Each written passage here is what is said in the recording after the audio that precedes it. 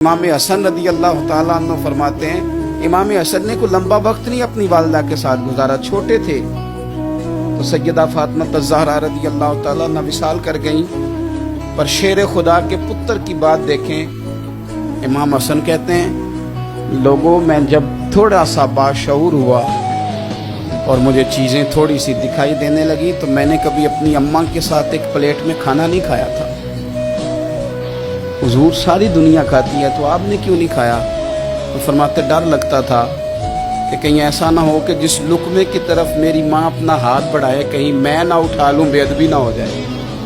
ڈر لگتا تھا۔ میں نے یہاں تک بھی نا، کیونکہ ماں تو ماں ہوتی ہے، میں نے یہاں تک بھی ماں کا احترام کیا، روٹی کھانے میں بھی تقدیر نہیں کی۔ یہاں ماں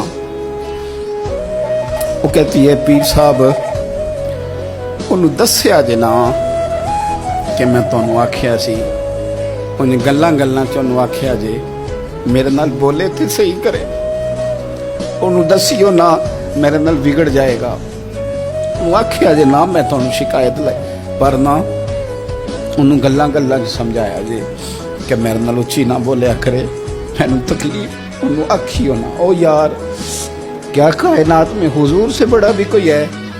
لیکن حضرت حلیمہ سعدی آئی ہیں تو کیا میرے نبی اٹھ کے کھڑے نہیں ہو گئے؟ حضور نے اکرام دیا تو اکرام دینے سے قد بڑا ہوتا ہے، چھوٹا تو نہیں ہوتا۔ خدا را اپنے بڑوں کا اکرام کرنا سیکھیں۔